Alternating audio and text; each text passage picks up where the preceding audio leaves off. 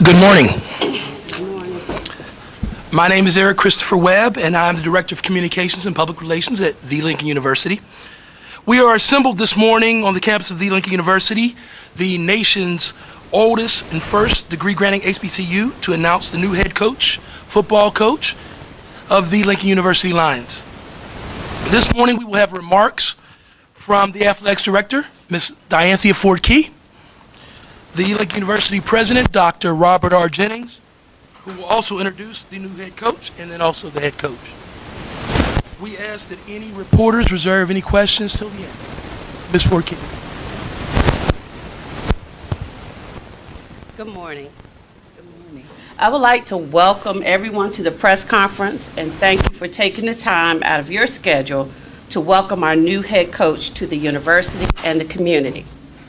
I would like to thank the search committee for their time and commitment to the charge. The search committee reviewed over 80 applications, held phone interviews, and narrowed the selection to 3 in-person interviews. After their selection of the 3 in-person interviews, Dr. Jennings, myself, and the committee interviewed each candidate.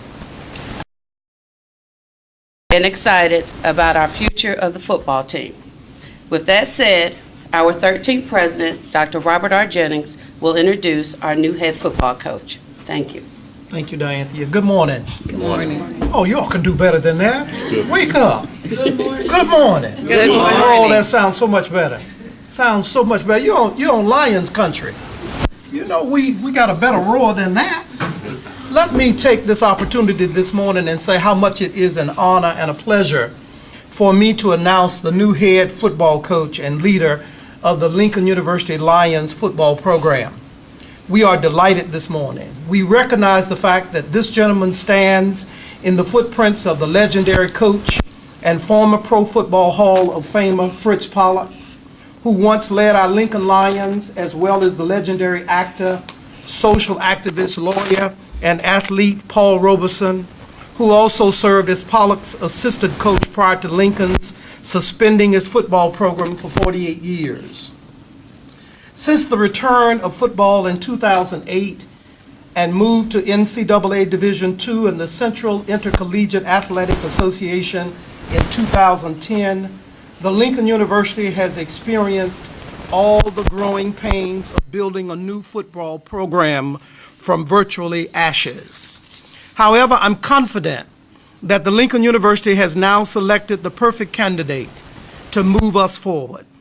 He is both an experienced coach, having coached on all levels of the game, and as a former record-setting Southern Methodist University quarterback and All-American, I can think of no better combination in a coach to make our program consistent with our university's history, and that is first. He comes to Lincoln from a highly decorated coaching career in the NCAA Division I with Mississippi Valley State and the University of North Texas as an offensive coordinator and quarterback coach. Prior to coming to Lincoln, our new coach, who also assisted with academic and other administrative duties, worked 3 years for the Mississippi Valley State football program under head coach Carl Morgan. Before his stint at Mississippi Valley State, he spent the 2008 season as the wide receivers coach at Prestonwood Christian Academy and was the quarterbacks coach at Galveston Ball High School in 2009. Before coaching at the high school level, he spent 8 seasons as an assistant coach at the University of Northern Texas, 5 of the program's offensive coordinators. In his first season of directing the offense, the coach helped the Mean Green amass 3,699 total yards, which was at the time the highest total since 1994. In his second year, he improved the offense to 4,257 total yards of offense and a scoring average of 27.5 points per game, which was also the best for North Texas since 1994. During the 2004 campaign, his offense posted more than 4,000 total yards of offense for the second time in the school's history. While serving as offensive coordinator under then head coach narrowly. North Texas won 4 consecutive Sun Belt Conference championships and made 4 postseason bowl appearances. We are expecting no less here at Lincoln University. In 6 years as the quarterback's coach at North Texas, our new coach was responsible for the development of several young quarterbacks and was faced with a similar challenge in 2005. Scott Hall became a starter as a true freshman in 2001, and under the coach's direction improved to lead the Mean Green to his first bowl game in 42 years the following season. Our new coach was also one of 10 coaches selected to participate in the NCAA's inaugural expert coaching program in June of 2004.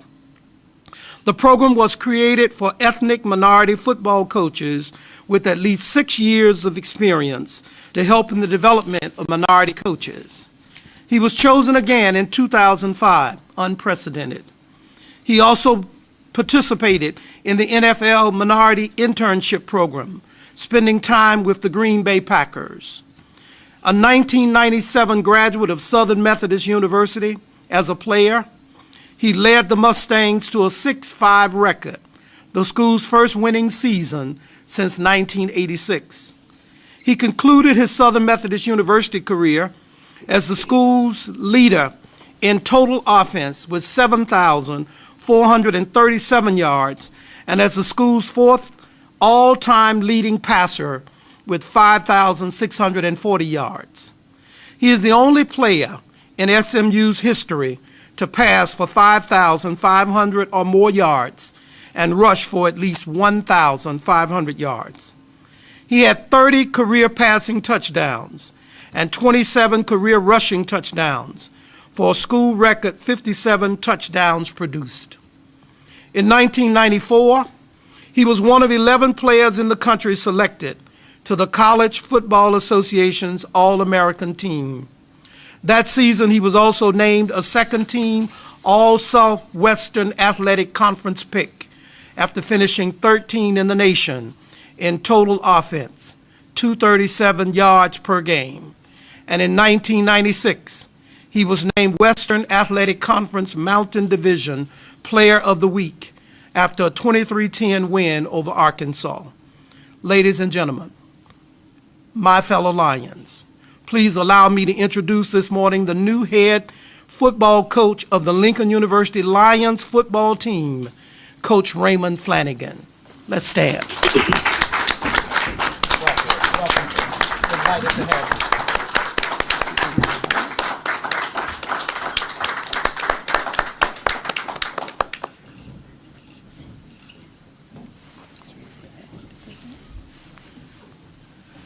Wear this with lots of pride. I expect to see it on your head often. Yes, sir. Thank you. And you already have on the right color, Yes, so sir. you're a smart man. Yes, sir. But I want to make certain we take it to one more level with the Lincoln Lions on it. Thank you. Because that's the group that you'll be leading here Yes, at this sir. university. Thank you. Thank you so very much. Yes.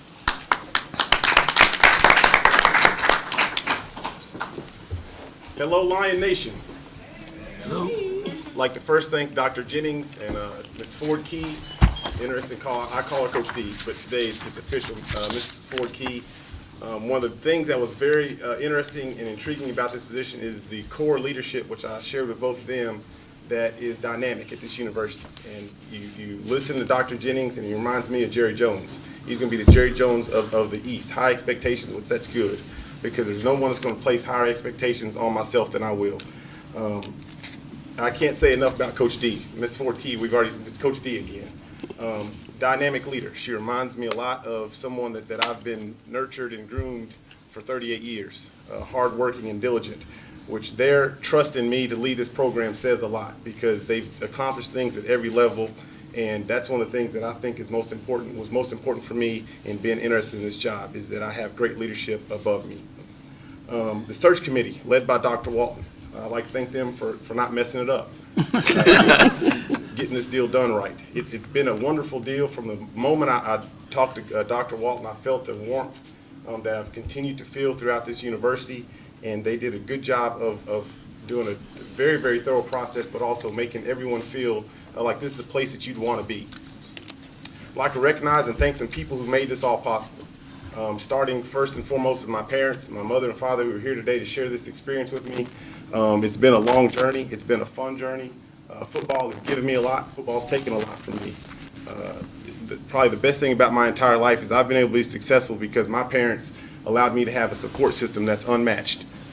When you have a real support system, you're able to go out on a limb and reach out and do things and not fear for failure because you know you have a safety net, which is what I have. There's a lot that comes with that safety net, but I have a safety net and a great support system. My sister, one of my two sisters is here as well, Raylynn. She's not only my sister, she's one of my best friends. And Lincoln Nation needs to Google and look at her picture because during the games, you can sometimes get confused because there will be somebody that's talking about the play calling and the coaching and all that stuff, and so you think you want to join in. Don't join in because she doesn't let anybody else do that. That's just her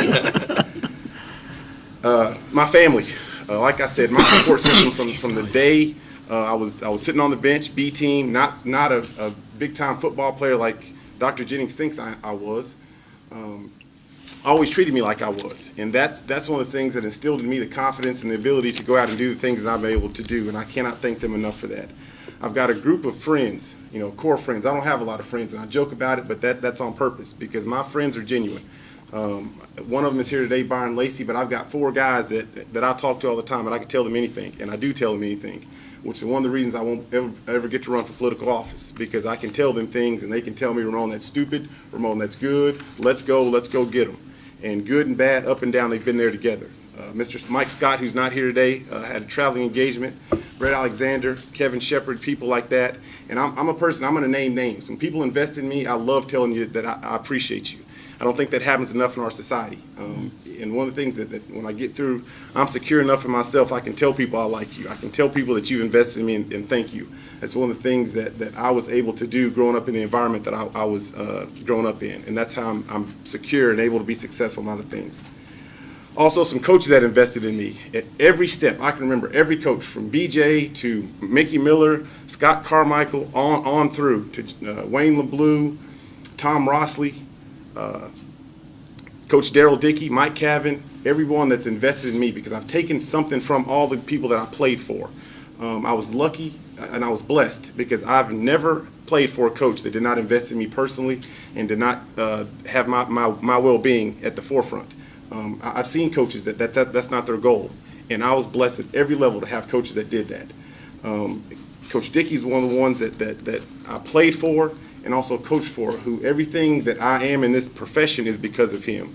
Because at an early age, he tabbed me and groomed me to do things at a different level, to do things a little different than most people, which allowed me to be in this position right now, professionally. Carl Morgan, the gentleman that I worked for, I got to take away from him a lot of things that will help me going forward. He has one of the toughest jobs in America at Mississippi Valley State, no question. And the way he goes about his business every day with a professional, joyful attitude is something that I'm going to emulate and take here.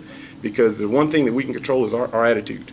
And every day, win, lose, or draw, we're going to have a good time. We're going to have a smile on our face and continue to do the things and take care of these young men that we're in charge of taking care of. It's been a long journey. This is a tough business. And the thing I can tell you about Ramon Flanigan is he's resilient. He can take a gut punch. I remember time after time not getting jobs, and my mom is, solid in her faith. Just believe, keep believing. And I'm not trying to hear all that because I know I was the most qualified. I know I was that job was meant for me. And the thing about life is you get things when they are meant for you. And this is the place that I was meant to be at this certain time. Growing up as a coach, you have in your mind, you've done this a million times, this press conference. You never know what backdrop is behind you. Growing up in Texas, it's a Longhorn backdrop or it's a Mustang backdrop. But right now, there's not a backdrop that I'd rather have behind me than the Lincoln logo.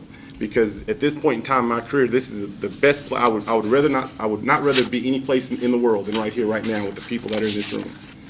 I'm going to enjoy the honeymoon. I enjoy going around and meeting people for the first time, and they say, "Hey, coach," and they're excited to see you. We're going to win. Let's go, rah rah.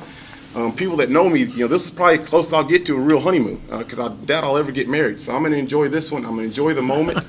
And my mom's not laughing. That tells you something. I've heard good things come to those who wait. I don't really believe that. I believe good things come to those who are talented and prepare themselves well. And I've done both of those. People that don't know me very well, have never known me, have never been in a room with me before, in a state with me before. I read these internet blogs with the people who hide behind their screen names, and the word I hear all the time is arrogant. And that's probably because I have a very small skill set, very, very limited things that I do well, and those things I do very well, so I talk about them. But I'm going to do something that's probably unmatched at a press conference. I'm going to talk about some of the things that I don't do very well, so the people who are up late at night ripping me can have some actual facts to talk about.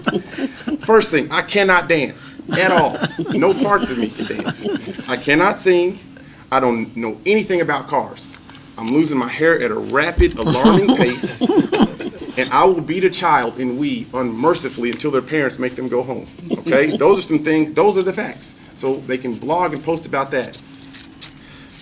What drives me? It's very simple. Every morning I have the same two things that get me out of bed, that make me smile every single morning. And I usually send those two people a message every morning that says, kick butt today. And that's Brianna and Madeline. You know, my drive, it's very simple. Some people are driven by money, and I like money. I love money. Some people are driven by things and fame and fortune. Those things, they don't do a whole lot for me because they're fleeting. I have two girls that I invest in every day in some sort of way, but they probably give me more than I give them because they're unbelievable young women. And so it gives me a little hope of what our future can be like. That thought process is the same thing that I take into investing into young men. And we're going to start talking, it's enough about me. Now it's time to start talking about Lincoln football. And I'm going to tell you briefly a couple of things about us and what you can expect out of us. Everybody talks about winning, and nobody in this room likes winning more than me. There's two wildly different sides to Ramon Flanigan. One is very serious, one is very passionate, one's very focused, and that's today. The other one that a lot of people in this room have been able to see is goofy, silly, fun. That's also the other side. And I have a good balance. That's what makes me work. Everybody has to find what makes them work. That's what makes me work. In this room today, before I get to the football team and the program, I'd like to acknowledge the people of the athletics administration and the athletic staff, because I've been here just over a week and I feel like part of the family. And that doesn't happen very often. And I've told each one of you that individually. It's hard coming in and being the new kid on the block from the West.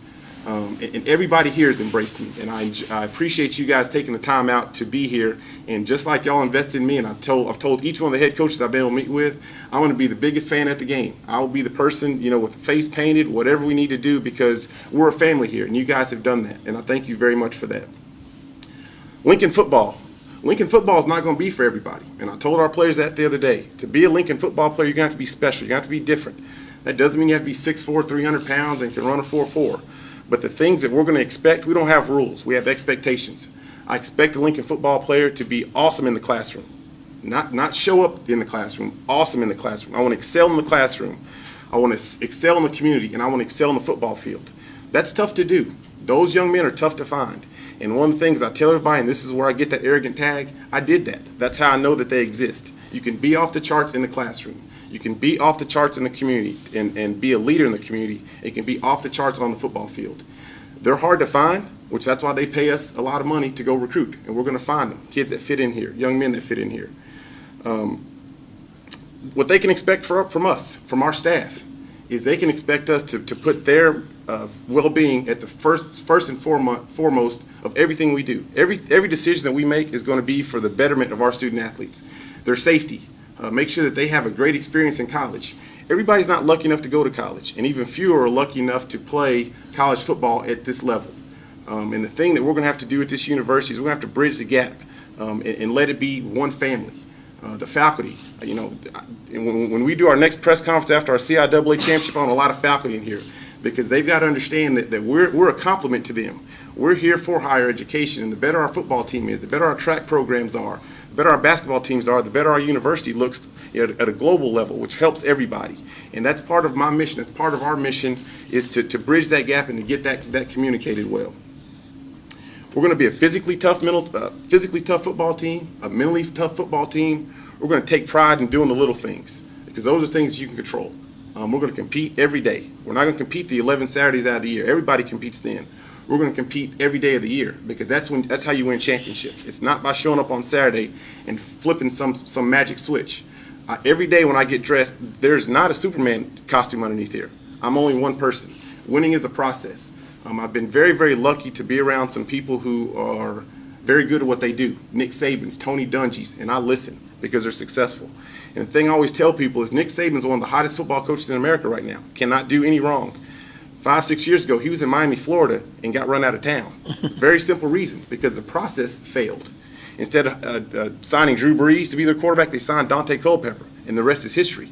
So it's a process. I'm one part of that process. I'm one piece of the puzzle. But for us to be successful, and I'm going to go to the alumni chapters across the East Coast and across the country and tell everybody exactly what their role is to help us be successful, because it's a team deal.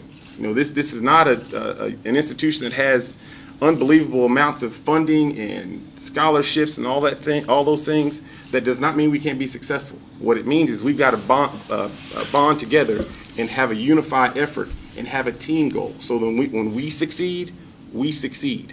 And that's fun, because I've been on that on both sides, as a player and as a coach, at places that you know weren't perennial powerhouses, weren't favorites, the small kid on the block, and then come and beat the big kid on the block over the head unmercifully. And those things are fun because nobody says you can do it. I played with a chip on my shoulder, and I coach with a chip on my shoulder, because I love when people say I can't do something. I love people telling me, well, Lincoln, you know, in the past,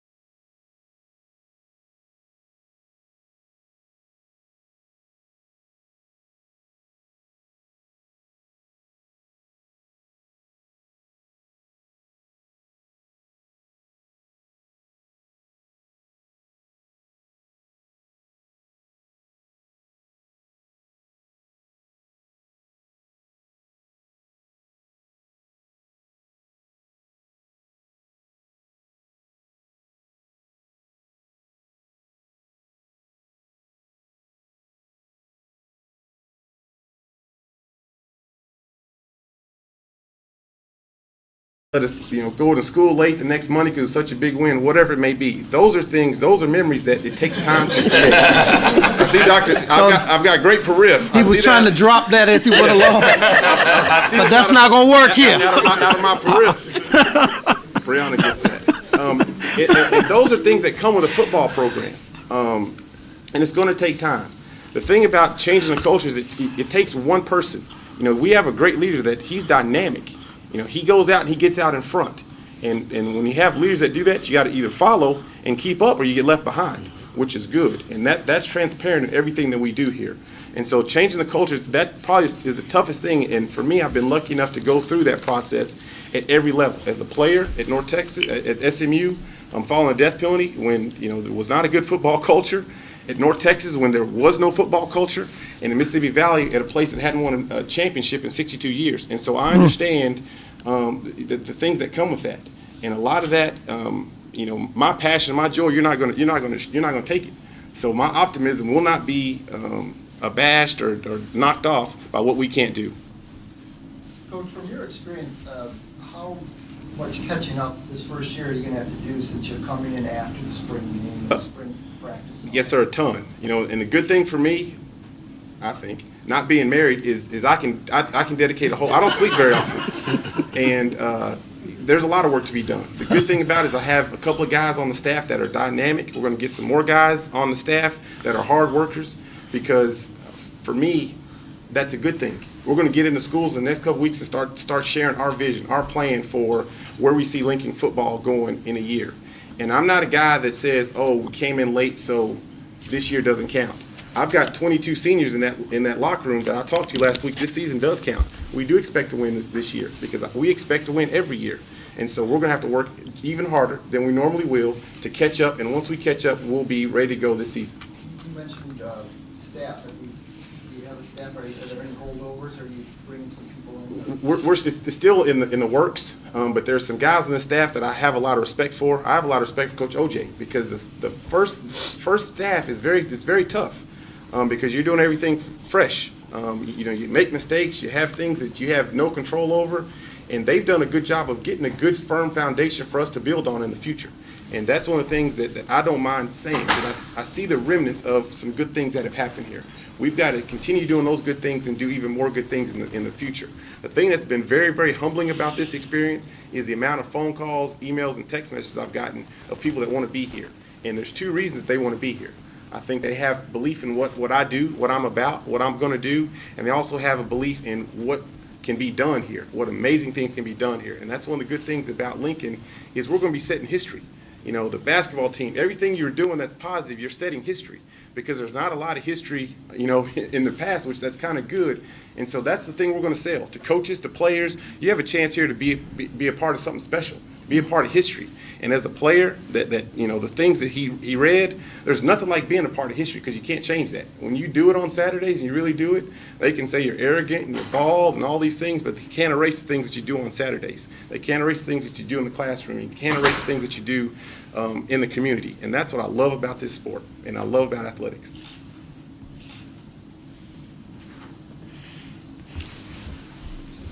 Coach, can we talk about your offensive and defensive philosophies, or philosophies? Yes, it's very simple. You know, everybody talks about systems, and I still don't know what a system is. You know, for me, on defense, we're going to put our best 11 players out on the field all the time, and as a coaching staff, we're going to put them in the best situations to be successful. To me, that's coaching. You know, we can draw X's and O's and schemes, and they all work. Every one of my plays work all the time on the grease board. We have to find out what our players do best and put them in situations to be successful. And I will just tell you, offensively, what we do is we're going to control the football, we're going to be dynamic, we're going to be fun and cute and all that stuff, but at the end of the day, we're going to do what's in the best interest of our football team. And so that's ever-changing. You know, some of the things that have happened in the past that place I've been familiar with is people get stuck on their system. And they'll go out and they'll throw the ball 50 times, 60 times a game, and their defense is playing 80 snaps a game. That's not best for our team. And right now, where our team is, we're going to be very, very good on defense. And so we're going to play to our defense being successful. We're going to take care of the ball on offense. We're going to take shots when we have opportunities to take shots. And we're going to control the clock and make sure that we're in the game in the fourth quarter, which gives us a chance to win, as opposed to going out there trying to get into gunfights with people and, you know, we may be outgunned. We're going to do a good job of getting our guys fundamentally, technically sound, and put them in great situations time after time and allow them to be successful and just play. You know, everything that happens, you know, Lincoln football, guys miss passes, miss assignments, that's going to all be on me, because I want our guys to go out and play and not worry about anything. Safety, that support system I told you about.